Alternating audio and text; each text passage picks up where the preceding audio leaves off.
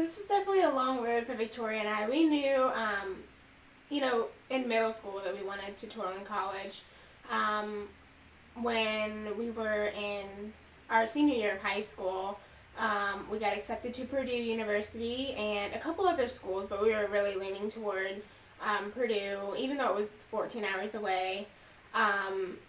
We had always wanted to go there, and it was more of a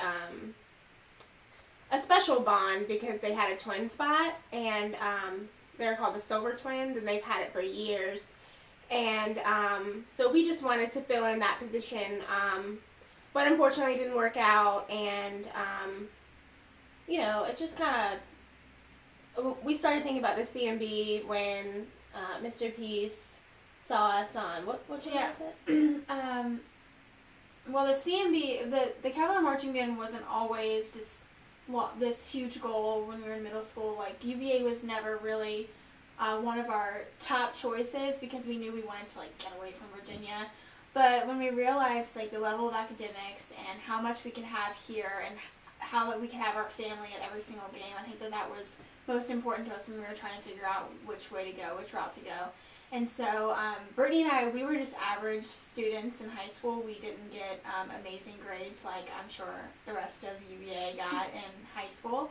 So we decided to end up taking a community college route, and we went to Piedmont Virginia Community College for 2 full years before we were accepted to UVA. And Mr. Pease actually saw us in high school on a Comcast Sports exhibition performance that Brittany and I were doing. And he called Diane, our coach, and said, how do we get these twins here? What can we do?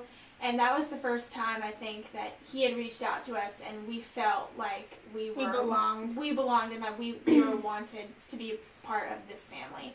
And so then our minds just kind of opened, and we realized that, community college would be an option.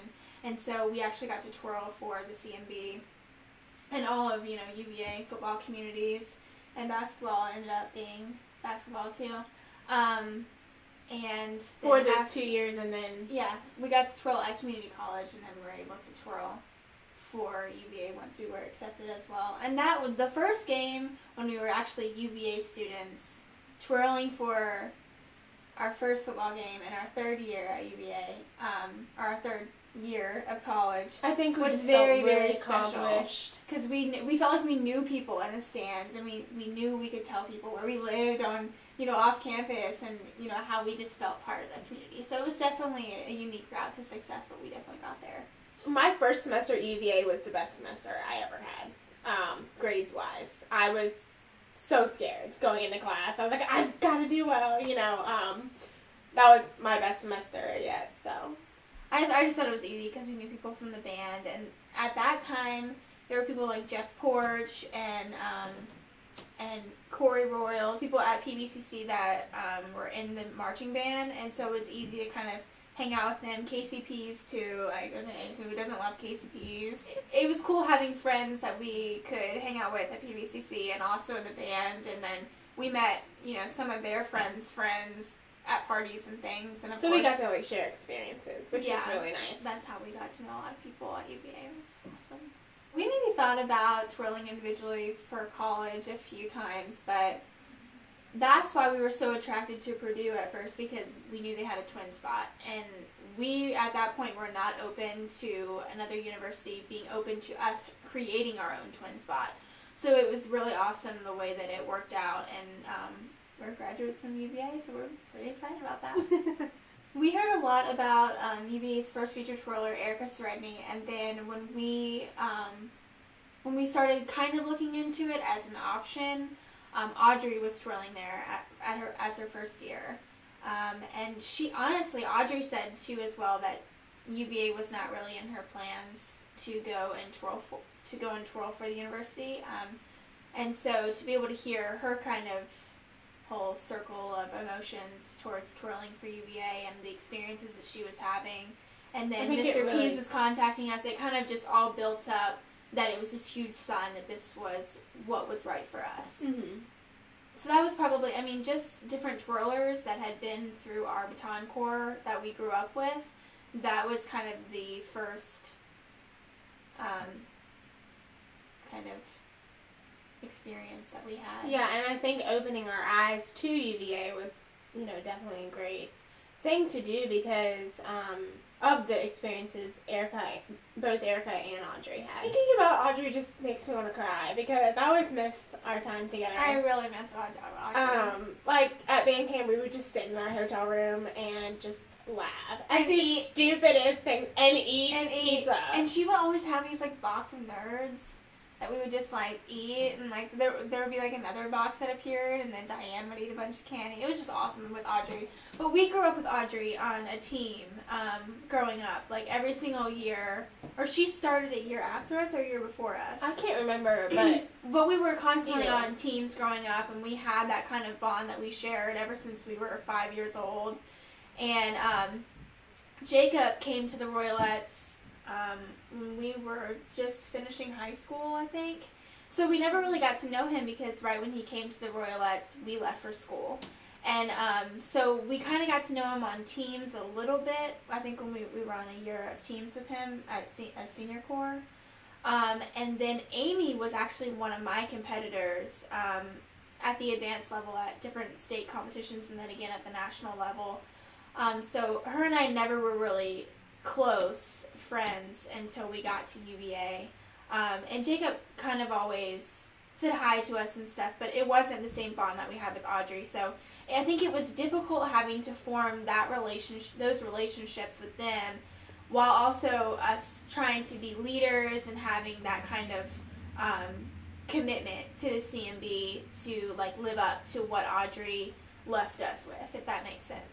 Huge universities like Georgia and Tennessee and Florida, they all have that same connection with their twirlers. Like they compete with them on the national level, but then for fall football season, it's like we're best friends, and so I just think it's a mutual feeling between the twirlers and.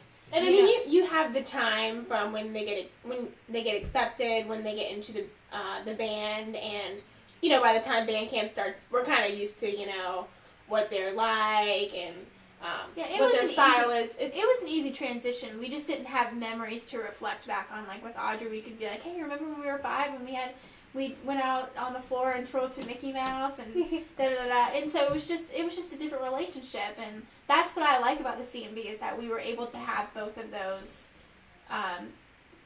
types of experiences. Going into the CMB, I felt like I had to live up to a leadership role, and of course, when you have the CMB along with UVA's level of academics, you really do have to have time management, and I think even to this day, it's helped me continue to have those roles and characteristics in my life. So. And I'm one of those people. I feel like I can balance 14,000 things at one time. So. When they make you sign up for the CMB as a class, I'm like, really? I'm going to get 2 credits so that I can twirl for 2 hours? And it was just like, people were like, why are you taking, 21 credits or 20 credits? And I'm like, well, because I like to have, 17 or 18 credits minus plus what I love to do. And so it was, I don't know. I remember the football team finding out that we got a credit for twirling. And they were like, what is this? Yeah. I was like, yeah, but you get meal swipes and you get to go to JPJ and eat. Well, I don't know. I just think that adding on the CMB to everything else that we've already done, competing at national level, we were always involved in clubs and extracurricular activities in middle school, high school. I'm involved in the pageant system, so I always had that, and just different things that we were both involved in that made us goal-oriented and motivated for what was life. Yeah. So the CMB just definitely only enhanced that more and made us a part of a 300-person family, which we'd never been a part of before. And I still, to this day, don't know everyone's name, and I know they all know ours, and I still feel really bad about it, but what can you do? I mean... I know that going into my last year, I went up to someone, started talking to them for like 5 minutes, and I'm like, is that your first year? And they're like, I'm a 4th year. Great. One of the most challenging situations was having the two new twirlers coming in, Jacob Griffith and Amy West. Definitely a different kind of relationship, just because we had to take the leadership role, and more of a leadership role, and kind of show them the routes, just like Audrey did for us. I think it was just more challenging because we didn't really know what to expect. So. And they're awesome individual twirlers. I think what was most challenging was just us trying to find time where we could come together and twirl, and having like the timing be the same. Like I said, they're both very they have their own different style of twirling, and Brittany and I have our own style of twirling, but obviously we twirl very similar. So for us to have, when it was Audrey and us, it was only just one person, and she'd kind of be her own individual, but when we had to come together, the four of us, and when Jacob and Amy came in, that was just more challenging to deal with the timing. But I think we got through that because, they really were reciprocative to, everything that we were saying, and they knew drill. Like, when you and I first came into the CMB, we'd never even heard of drill before because we had never done high school band. And so it was awesome that they knew what drill was and where to be on the field. And that helped us with those challenges. But that's really been the only challenge, I think. Just stepping into the leadership role, but also having two new twirlers come in that have just their own amazing style of twirling. I actually wanted to stop my junior year of high school, I think. Was it my junior year? Or sometime in high school, and I just wanted to play softball. Really liked the sport. But unfortunately I couldn't do both because of the timing during the week. I wasn't going to be able to do both, and I knew that baton was going to take me to to have more opportunities, and because I would have started softball so late. So I don't regret it. No, I play on a rec team now, and I absolutely love it. But there is a sort of what if that happened. Just there's a what if of what happened if we went to separate schools undergrad, but I think now she's experiencing life as a VCU twirler by herself, and I'm in the audience, and it's so freaking weird that I'm not out there with her. But we were supposed to go to the homecoming game coming up in 2 weeks. In 2 weeks, and I actually have my first local preliminary pageant of the season that I can't miss. And I was like, why don't you just go and have fun and go out there and twirl? And she's like, yeah, but that's UVA, and I don't want to do that without you. So it is pretty special that, we definitely keep UVA as our twin kind of best twin moments in life, especially out on the field. And then now you're doing your own thing. So yeah. But that's really the only time I've thought about, switching out of baton, and I don't think she ever wanted to stop. But and I'm really glad I didn't. I think you just kind of go through that phase sometimes where it feels more like a job than it does just having fun. Occasionally, my knee would feel like it was, hurting, and I got a muscle spasm last year. Yeah. But that was after band season. We got most of our injuries during competitive months because that's constant practice. Morning, night, every day. Yeah, that's more so than just football season. And during football season, we would take the weekends off and just chill, and because that was our game day. But throughout competitive time, it was 7 days a week, and except for Sundays, because Sundays was kind of like a day of rest. No, we in high school, I broke I cracked my growth plate in my ankle. My right ankle at one of our high school football games. I was doing this trick where I leap over Brittany and then I roll over. It was the last game. It was the second to last game of the season, and that was really painful. And it was more painful the 6 or 7 weeks after that when I couldn't do anything. And it was Christmas time, and I just wanted to be able to be active because you start eating all these cookies and you're what am I doing with life?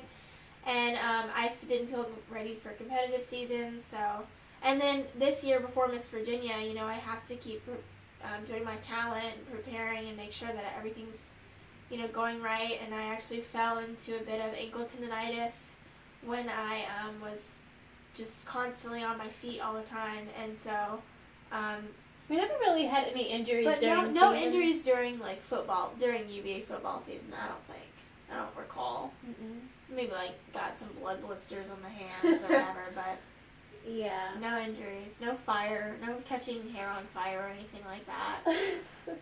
So it's kind of been just, like, off season from CMB. The first time stepping out of that tunnel, I was like, oh my god, I'm going to throw up. Well, it was more of, if we forgot the routine, we were screwed. Because, you know, you have Audrey and Amy and Jacob, they can improv, like, if they forget, but we had to do, like, what was choreographed because both of us were doing the same thing. So, I think, you know, it was more of, okay, don't get lost in all these people looking at you. You have to just focus on what you're doing. And I think that most of the time, I would be like, oh my god, there's so many people. Oh my god, I want Who Vision. Like, and I would get so, like, unfocused. I would just not be focused, and, you know, either I would drop or, like, I would forget. I would be off count. Well, like, we would just talk to each other. I think we overcame that by just talking to each other. Like, Brittany and I would be like, come on, get it together. Like, kind of talks, and, like, we give each other the eye. And, like, when both of us are smiling, like, we knew that we were doing a good job, and we had to keep it up. Like, we had little signals that we would give each other on the field. Then we would just straight up talk to each other, like, how you doing? I'm good. Like, okay, all right, we're going to do a single leap now instead of a double leap. Okay, and go. And when we would run to the other side of the field, which we did a lot, we didn't really count how many, like, jazz runs it took to do before we did a leap. So Brittany would always, like, look back and nod, and that's when we would plie and leap and leap. So nothing was ever really choreographed as far as how many steps we took to get somewhere, where the whole band has to have however many steps to get to certain places. We just went with it. I mean, we were like, but we just had, like, other stuff to focus on, and that just kind of became, like, a natural thing for us. Like, it's just going to go the way it goes. Yeah.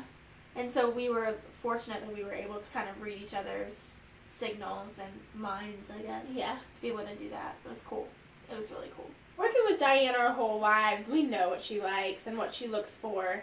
And if she doesn't like something, she's going to tell us. But, you know, with us twirling together, it was a lot easier if we made up the routines, and then she kind of just perfected. Sometimes she knows when to just not get in the way of our sisterly times. I mean, she just knows when to take a back seat and when she needs to be like, okay, I want to see it 10 times, and then we do it. And she's more of like a, growing up, she was able to give us material and the things that we needed to be able to be the type of twirlers that we are now. And then we just kind of took that. Yeah. We multiplied that when we got to UVA. We knew that we wanted to do, like, hard, unique tricks. People would be like, whoa, you know, they're different, but we didn't want to drop. So sometimes we definitely just did what we consider to be easy tricks, and just to make the show look a lot better, because it's really what's best for the band, and that we don't distract, we only add to that. Mr. Cook is very business. Like, I feel like we never really got on, like, the family type, hey, Mr. Cook. Like, I feel like everything was just kind of laid out and organized in line. We would laugh about certain things at band camp, but for the most part, like, we felt very business with Cook. Like, where a lot of people are more like, oh, Mr. Cook's awesome. Mr. Itzier, oh, Itzier. Remember that one time you forgot your phone and we had to go back and get it? And Mr. Itzier was just waiting there in, like, the pouring down rain. We're like, hey, Mr. Itzier, and he's like, got it. He was probably the most positive person I've ever he's so met. positive. I like him so much. I like him you know, so much. it would be raining in the show, or something would happen. He's just over there, like, smiling, and I'm like, look at him. He just, I feel like I never saw him though half the time. Like, he was always, like, running around. And I was like, where'd Mr. Itzier go? Like, I don't know. I never saw him standing still, so that was good, I guess. And he would always check on us. That was so sweet. Yeah. You need anything? And it was really and nice. the volunteers, like Papa Glenn and Grandpa Dick, I really miss them a lot. They were so great and so helpful and hilarious. Remember they took us to the tavern before it closed down. That was fun. With Audrey. And Audrey got that massive thing of, like, biscuits and gravy. Whatever she got. What about Jimmy Jammer? Jimmy Jammer, the Cecils, Mr. and Mrs. Cecil. Yeah. Yeah, they were awesome. I love them too. I remember at the practices, he was having surgery done or something. Mr. Cecil was. We call him Jimmy Jammer just because I don't even know. I don't really know why. Jimmy Jammer, and he'd be like, "Hey, what's up?" And he wouldn't be at practice, and we're like, "Where should we jam here?" He was obviously, you know, a big part of our practice, and some of our tricks we would dedicate to him and be like, "That was for you." But you know, there are more people than just the band directors that definitely, you know, influenced our experience or impacted our experience. Mr. Costin, like we said, we knew him.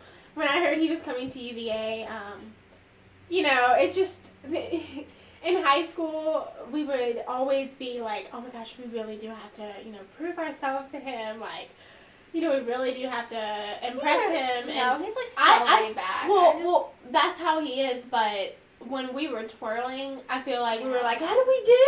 Like, and he's like, oh, look great, great.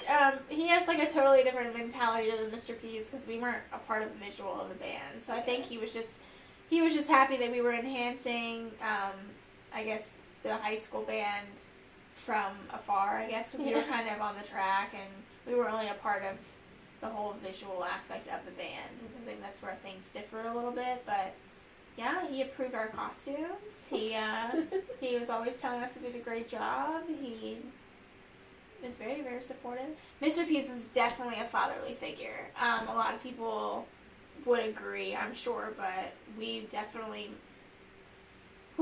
formed those relationships with the band directors differently. And then Mr. Pease was kind of like his own story. I think that we started out, like our first time meeting Mr. Pease, we went to Outback and he made us get steaks because he thought we were like too skinny and we refused and we only got like salads and he's like, this is just how it's gonna be, isn't it? And I was like, yep. It was especially for me, I represented UVA on a competitive level, and so at the collegiate level. Yeah, the collegiate level, and so I think that you know, when I competed against a girl from Virginia Tech, you know, he was always there giving me a pep talk. Just that's something that I'll never have with any other figure in my life, and I think that those memories will always stay with me. And I don't know, it's just he's awesome. He was just there to. He's there for more than just band time. Like at Miss Virginia, he's texting me. I can't have my phone backstage at all, and I turned my phone back on, and he had sent me like 9 text messages like, "You're better than all of them. What does she know? Oh my!" But he's like, "No drop," and then you know he's like, he'll text me and be like, "What's next?" Yeah. So like, he's just so supportive, and like he can't wait to see what's next for us. And I miss Mr. P's hugs. We call him Mr. P is like, I don't know, doctor. Like, okay, no, we were never a doctor because we knew him as Mr. P before he got his doctor. It was really cool because we had that connection with all of the band directors, but especially Mr. P because we just had all that time with him, I guess. Maybe too much time. Yeah, seriously. And then Madison, his daughter, started twirling, and so he was always at the baton competitions, and so for him to be able to see us compete at that level, I think was just even more like emotional, and we felt more of a connection with him because of that.